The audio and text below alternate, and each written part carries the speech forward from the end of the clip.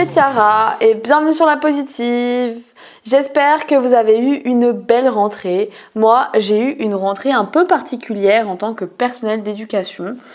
Je suis surveillante au collège jusqu'à décembre et ça se passe plutôt bien. Je tenais à vous répéter le message que j'avais déjà fait passer en story il y a quelques jours. Soyez bienveillants avec les autres. Surveillez votre langage envers les personnes qui vous entourent. On ne se rend pas compte de l'impact qu'on peut avoir. Si vous êtes témoin de harcèlement à l'école ou au travail, dénoncez-le. Aidez la personne concernée et même en général, envoyez de l'amour autour de vous. Ne mettez pas volontairement quelqu'un à l'écart parce qu'il est bizarre ou anormal. Et ce sujet me tient vraiment à cœur, c'est pour ça que je me répète. Faites de la bienveillance votre mot d'ordre parce que nous sommes tous différents, mais tous un peu pareils. Nous sommes perdus et nous cherchons à être perdus à plusieurs. Sur ce, je vous laisse avec mon podcast. Aujourd'hui, je vais vous parler de mes bad moods et comment je fais à les gérer.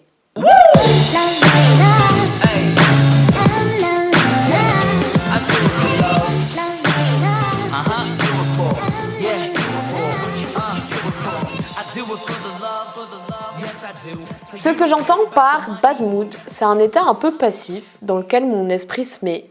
Je me sens anxieuse, fermée, triste, râleuse. J'ai l'impression que plus rien n'a de goût ou que ce qui a du goût ne dure pas assez longtemps. Que les petits moments de joie sont difficiles à capturer. Je perds confiance en moi, je me sens mal dans ma peau, je me remets en question, je me sens insatisfaite, incomprise et seule au monde. Oui, je sais, quand ça va pas, ça va pas. Je sais pas vous, mais moi, même si je suis une fille ultra positive et optimiste, ça m'arrive d'avoir des gros downs. Alors autant je peux les gérer très facilement en relativisant, en réglant un problème qui aurait provoqué mon état, en passant au-dessus, en m'en foutant parce que tout va bien quand même, autant je peux mettre des semaines à m'en remettre, soit parce que j'insiste trop dans la positivité toxique à essayer de me convaincre que ça va, et donc si ça va pas et que j'ai vraiment un problème, je me dis que je suis pas normale ou que je suis une drama et que je devrais pas me sentir mal, donc je culpabilise parce que je serai pas à la hauteur de ce qu'on attend de moi, parce que j'ai peur de perdre ma joie de vivre, genre définitivement, vive le drama, vraiment. Donc je me sens mal, etc., etc., etc., jusqu'à littéralement m'en rendre malade. Ça m'arrive de transformer un léger down, avec ou sans raison particulière, en crise d'angoisse ou mieux en boule d'angoisse constante qui va venir nouer mon estomac au point que j'aurai du mal à endormir la nuit. Et je vais peut-être penser à consulter d'ailleurs. Donc ce que je voulais dire, c'est que je sais pas vous, mais moi j'ai parfois des downs et parfois du mal à les gérer au point qu'ils m'empoisonnent la vie.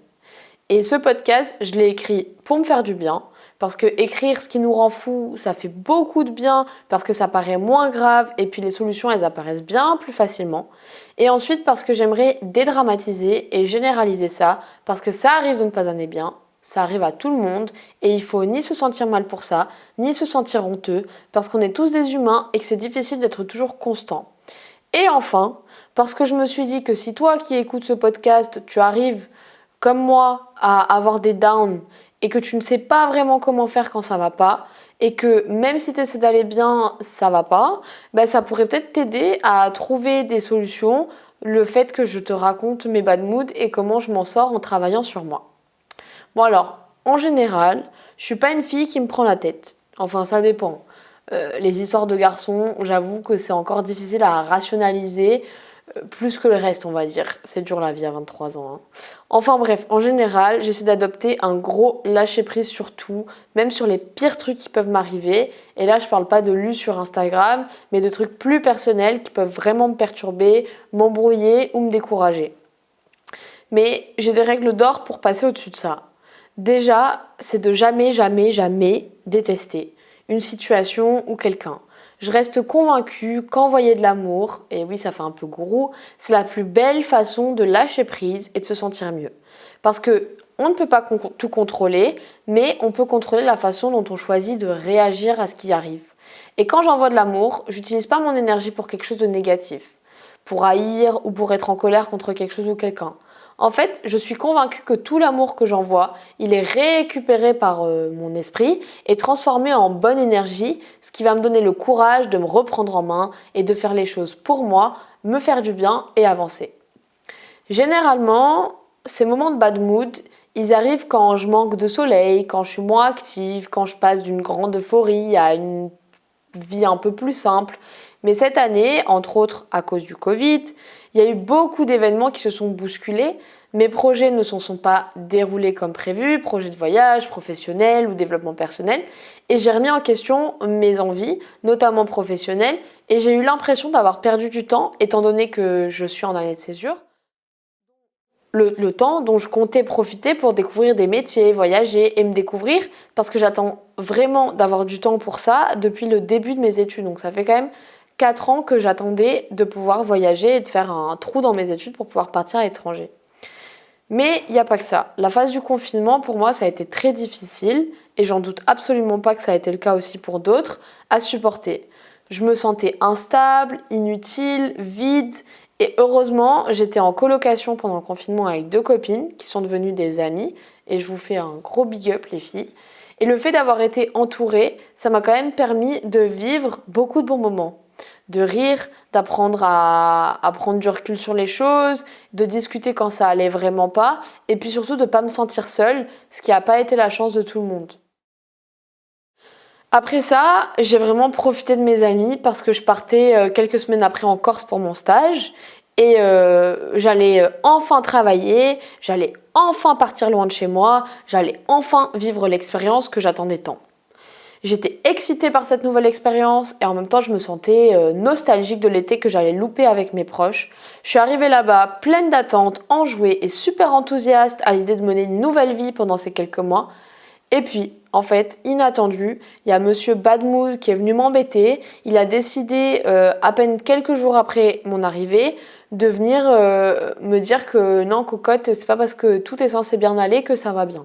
Donc tout l'été, je me suis retrouvée enfouie sous un océan d'émotions, de pensées et de ressentis complètement contradictoires qui m'ont assuré des downs et des ups d'humeur où je pouvais passer des journées complètement euphoriques et géniales où j'avais envie de rire, où j'avais beaucoup d'énergie et en même temps, je pouvais passer des journées où j'avais envie de me voir personne, j'avais envie de rester seule parce qu'il y avait que ça qui me rechargeait, plus la fatigue du travail, le changement d'environnement, les nouvelles rencontres. Tout ce qui m'excitait et m'a stimulée en même temps, ça me rendait aussi fatiguée et angoissée. Donc j'ai essayé de prendre du recul sur ça et de voir qu'est-ce qui allait pas et qu'est-ce que je pouvais faire pour aller mieux, etc. Et j'en ai ressorti plusieurs choses. Déjà, l'énergie générale. Même si je pensais qu'elle n'était pas la même que d'habitude, l'énergie générale, je parle de mon énergie. Elle était quand même en fait la mienne. Et ça m'a pas empêché de créer des liens forts avec mes collègues et de nouer des liens d'amitié et d'avoir des personnes autour de moi qui m'adorent et qui m'aiment telle que je suis. Parce que même si pour moi c'était bizarre, parce que c'était la première fois que je montrais autant mes insécurités et mes faiblesses entre gros guillemets, qui n'ont pas du tout en fait été perçues comme telles. Je m'étais mis une pression tellement énorme d'être la fille positive de d'habitude que j'avais peur de ne pas être vue comme moi je m'aime. Et en même temps, le fait que j'aille pas bien, ça m'a poussée à pas faire attention à ce qu'on pensait de moi, à pas prêter attention aux attentes des autres, parce que mon esprit et mon corps, ils me faisaient clairement comprendre qu'il fallait que je m'occupe de moi et uniquement de moi. Donc même si j'étais pas vraiment moi, parce que je me sentais pas avoir la même énergie qu'à mon habitude, j'étais quand même moi parce que je me restreignais pas de ressentir les choses négatives. Je sais pas si vous me suivez toujours. Et je me restreignais pas non plus de parler de ce que je ressentais de négatif, même si je m'en voulais parfois de partager ça. En fait, j'ai compris que ça servait à rien de culpabiliser parce qu'à ce moment-là, ça faisait partie de moi et que j'avais besoin d'être comme ça et de prendre plus de temps pour moi, d'être plus renfermée, plus égoïste. Et pourtant, ça m'a pas empêché de connecter réellement avec des gens, de faire des rencontres et d'être la même Tiara avenante, souriante, bienveillante, la même Tiara présente pour les autres et présente tout court. Il y a quelque chose que je dis souvent et qui fait vraiment écho dans ma tête quand on me dit que ça va pas, c'est qu'on ne peut pas apprécier les beaux petits moments de la vie qui peuvent paraître anodins si on n'apprend pas à accepter ce qu'on peut aussi ressentir comme petits ou gros moments ou sentiments négatifs à un certain moment ou à une certaine période de notre vie. Si vous préférez la façon un peu plus poétique, c'est comment tu pourrais apprécier d'être tout le temps au soleil si tu connais jamais la pluie. J'ai essayé de chercher en moi ce qui a causé la pluie et ce que je peux faire pour ajouter encore plus de couleurs à mon arc-en-ciel. Et même des fois, j'accepte que cette pluie avait besoin de tomber parce que l'atmosphère était beaucoup trop lourde. Ce que j'ai envie de vous dire, c'est que vous êtes vous-même, même si vous ne vous sentez pas bien. Que c'est normal d'aller mal quand on essaie d'être le plus positif possible. Je crois même que ça s'appelle la positivité toxique. Et que quand on essaie de faire en sorte que tout aille bien alors que ça va pas, alors c'est qu'à ce moment-là, on s'écoute pas. On dénigre ce qu'on ressent et ça, c'est pas bon. Je pense qu'il faut juste essayer de méditer dans le sens où il faut laisser aller ses pensées sans les nourrir. Et ça, c'est un truc que j'essaie vraiment d'appliquer à moi-même, même si je pense que je suis qu'au début du long chemin. Je suis consciente que je passe trop de temps dans ma tête et que quand ça va pas, plutôt que de laisser couler mes pensées et profiter du moment présent, plutôt d'utiliser mon énergie à nourrir mes pensées sur mes peurs futures, ce qui constitue vraiment la majorité de mes angoisses, la peur de pas être à la hauteur, la peur de pas réussir, la peur de pas réussir ce que j'aimerais entreprendre, la peur d'être perdue, d'être en retard par rapport aux autres, d'être mal aimé, d'être abandonné, etc. Et du coup, ça, c'est vraiment des angoisses qui m'entourent souvent. Et pourtant, j'essaie de passer au-dessus. Et j'ai regardé une interview de Eckhart Tolle. Je sais pas si je le dis bien, je pense pas. Mais bon, c'est le mec qui a écrit Le pouvoir du moment présent. Et en fait, il faisait remarquer que la plupart de nos peurs, elles venaient de notre esprit qui s'amuse à faire des constructions de notre passé et de notre potentiel futur, plutôt que de profiter de l'instant qui est devant nous, puisque c'est le seul moment qui existe vraiment et qu'on peut contrôler, ou du moins contrôler comment nous on réagit face aux événements en cours, si on les maîtrise ou pas. Et c'est vraiment hyper intéressant. Et même si je m'intéressais déjà au concept du moment présent, je m'étais jamais intéressée sous cet angle-là, de façon à gérer ce travail qui est trop dans ma tête, donc l'overthinking, les bad moods, etc. Je le voyais plutôt comme un concept qui me poussait à saisir les opportunités, à dire oui à la vie, à vivre en fonction de ce qui se passe maintenant, à avancer par étape sur mes projets, etc. Mais je l'appliquais pas en fait à ce qui se passait dans ma tête. Et le fait de le voir parler, ça m'a fait un gros déclic. Et alors, j'y suis pas encore à appliquer ce qu'il dit, mais j'ai plus de clés maintenant pour combattre ce que je ressens et ce que je pense, et je me sens moins seule, et je me sens beaucoup moins bizarre ou folle dingue. Et quand je me sens mal, j'accepte aussi de prendre le temps de comprendre ce dont j'ai besoin. Et ce que je fais quand je me sens pas bien, c'est par exemple réapprendre à apprécier les choses simples de la vie, remettre à la place le sens de la vie que je m'attribue, arrêter de me mettre la pression sur mon état, mes études, mon travail, ma façon de vivre ou ce qui pourrait être une faille pour une remise en question négative et totalement incongrue. Je fais des choses qui me font du bien et qui me permettent d'arrêter d'avoir dans ma tête des pensées qui me font mal et qui sont plutôt des projections négatives qui sont en fait complètement menées par mes peurs. Donc je vais passer à la partie où je vais vous donner mes vrais conseils. J'ai fait un post il y a quelques semaines sur la positivité toxique sur Instagram et je vais reprendre quelques-uns des conseils que je vous ai donnés dedans. Le premier, c'est accepte et respecte tes émotions, tes peurs, ton anxiété, tes besoins, car même s'il n'y a pas de raison, tu as le droit d'aller mal. Le deuxième conseil, et qui est vraiment très important aussi, c'est de ne pas culpabiliser. Respire un bon coup, tu n'es pas un robot, tu ne peux pas être tout le temps à ton maximum. Prends du temps pour lâcher prise et continue à te construire sans croire que tu n'es pas à la hauteur. Ce que je vais rajouter maintenant, c'est les choses suivantes. La première, c'est que j'ai un secret à vous transmettre. Je pense pas que ce soit un secret pour de vrai, parce que je ne l'ai pas inventé, mais ça marche vraiment bien avec moi et l'essayer, c'est l'adopter. Mon secret, c'est la règle des 3. Si un problème survient, une dispute, un malaise, quelque chose qui vous tracasse, choisissez de ne pas en parler à plus de 3 personnes tant que le problème est en cours. Ensuite, si ça devient une anecdote, tu fais ce que tu veux, t'en parles à qui tu veux, mais tant que le sujet il est touchant et il est sensible, maximum 3 personnes pour en parler. Pourquoi 3 ? Je sais pas, mais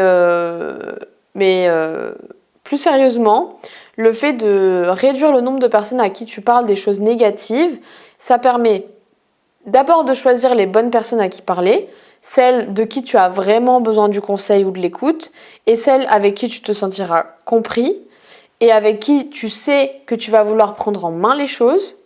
Ensuite, ça permet de ne pas trop avoir d'avis, et donc d'éviter de te perdre encore plus sur ce que tu aimerais faire. Et enfin, ça permet, et je pense que ce qui a le plus d'impact, de ne pas trop ressasser le problème et de ne pas dramatiser les choses. La deuxième chose, c'est de ne pas faire subir aux autres ce que tu ressens. Si tu ne vas pas bien, demande clairement de l'aide ou du soutien, mais ne fais pas payer ta mauvaise humeur ou ton mal-être aux gens autour de toi. Respecte les gens, respecte aussi leurs émotions.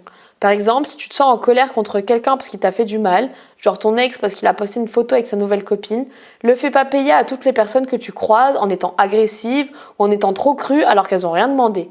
Autre exemple, si ton patron te fait vivre un enfer en te mettant trop de pression pour rendre un dossier plus rapidement que prévu, ou si t'as les nerfs parce que ta collègue Cindy, désolée au Cindy, est mieux vue auprès de tes collègues alors qu'elle en fout pas une et que ça t'énerve, ne le fais pas payer à ton mec ou à ta meuf le soir, ne le fais pas payer à tes copines avec qui tu vas boire un verre après, ne le fais pas payer à ta mère qui t'appelle une fois par semaine, mais plutôt que de montrer que ça va pas, dis-le, communique soit avec les personnes concernées par ton mal-être, parce qu'au moins tu peux régler le problème avec elles, ou alors tu évacues ce que tu ressens en parlant clairement de ce que tu ressens avec tes proches sans te positionner comme une victime et chercher l'attention en faisant des reproches ou en étant agressif ou encore passif ou en mentant sur le fait que ça va pas en disant que ça va alors qu'on sait très bien que ça va pas.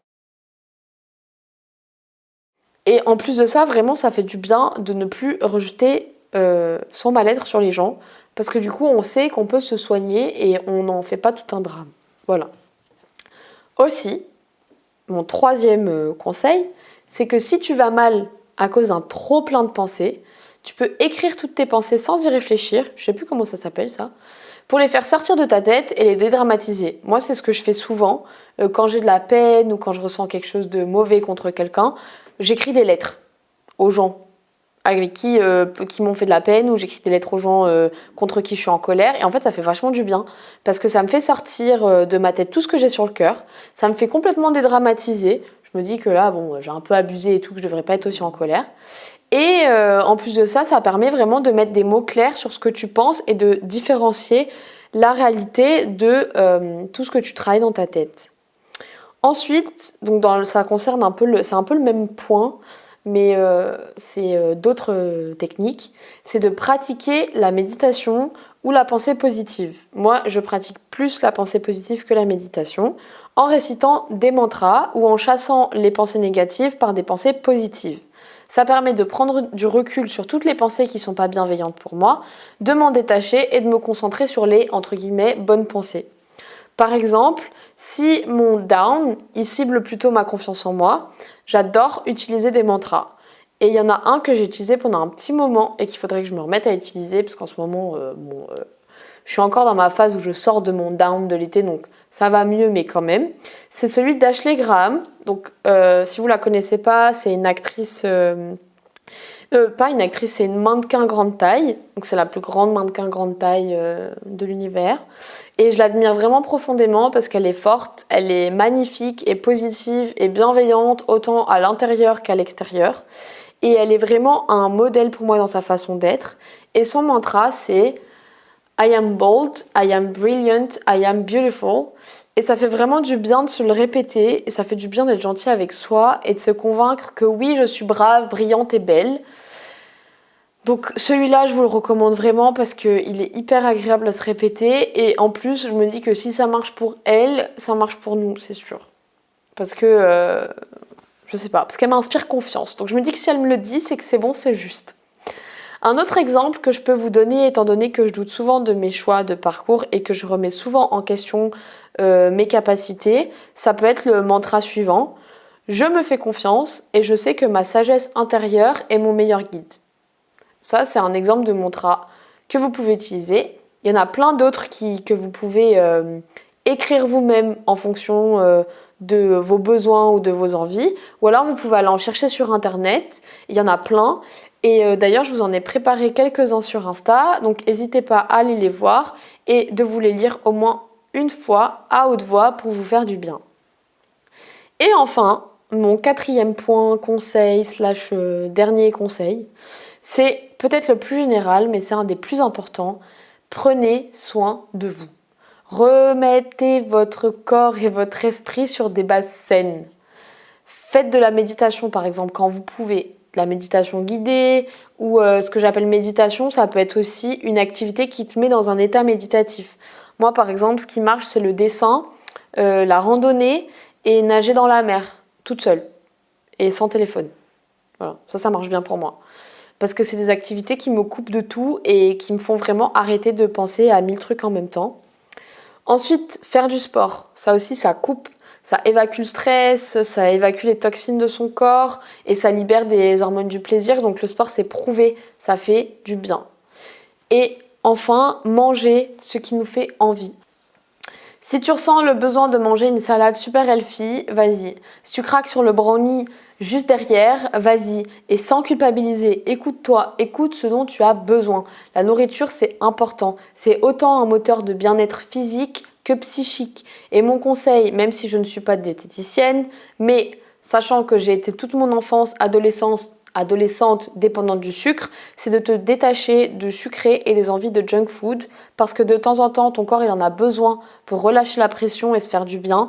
Mais quand on mange trop souvent mal, déjà on prend moins de plaisir à manger mal. Et en plus, c'est que notre esprit il a besoin de quelque chose, il a besoin de compenser quelque chose. Et sur ça, je vous conseille le livre Stop au contrôle de Lise Bourbon, je crois. Je vous remettrai le nom du livre exact en description. Mais ce livre, il m'a vraiment fait prendre conscience du mal-être en fait qui me faisait manger plus sucré ou qui me faisait avoir des périodes de... vous savez, où vous mangez d'un coup plein de choses. Genre, je pouvais m'enfiler 3 paquets de biscuits alors que j'avais pas faim, quoi.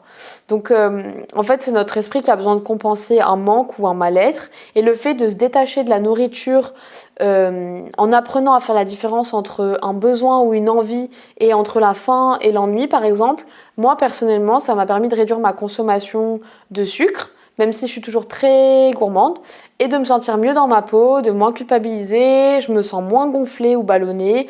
À long terme, j'ai beaucoup plus d'énergie parce que du coup, je me nourris mieux. Et maintenant, je sais que quand je mange mal, j'ai aucune raison de m'en vouloir parce que, de base, j'ai des bonnes habitudes. Donc pour ce point, je pense vraiment que prendre soin de soi et s'écouter, c'est hyper important. Si on est fatigué, on se force pas à sortir. Si on a la flemme, par contre, on se met un coup de pied aux fesses. On mange bien la plupart du temps, on remue notre popotin ou on va marcher pour décompresser. Et je vous promets que ça vous fera vraiment, vraiment, vraiment du bien. Ah oui, et avant de finir ce podcast, je voulais vous dire que je ne suis pas psychologue, ni diététicienne, ni coach de vie. Moi, je vous parle uniquement de comment je vois la vie et une situation en particulier et ce que je conseillerais à une de mes copines dans mon état. En fait, vous êtes tous et toutes mes copines. Et je sais et je suis consciente qu'il y a des troubles réels qui existent. Donc n'hésitez pas à consulter si vous sentez le besoin de parler à un professionnel. Il existe plein de méthodes de médecine traditionnelle ou non traditionnelle pour aider, que ce soit voir un psychologue, un sophrologue, un ostéopathe, un acupuncture, je ne sais quoi. Trouvez ce qui vous va le mieux et n'ayez pas peur de parler à un professionnel si ça peut vous faire du bien et si vous sentez que c'est quelque chose dont vous avez besoin. Je vous laisse sur une citation, comme d'habitude, les anciens disaient que vivre, ce n'est pas attendre que l'orage passe, mais c'est apprendre à danser sous la pluie. Alors dansez les amis sur votre propre musique et aimez chaque aspect de vous-même, ou du moins acceptez-les. Merci d'avoir écouté ce podcast, j'espère qu'il vous a plu. Dites-moi ce que vous avez pensé de ce que je raconte. Dites-moi si vous aussi vous avez des petits conseils pour passer outre vos bad moods. Prenez soin de vous, hydratez-vous, pratiquez la bienveillance. Je vous fais des gros bisous. On se retrouve la semaine prochaine pour un nouvel épisode. En attendant, je vous donne rendez-vous sur Instagram @lapositive, LAPAUS_itive. Salut!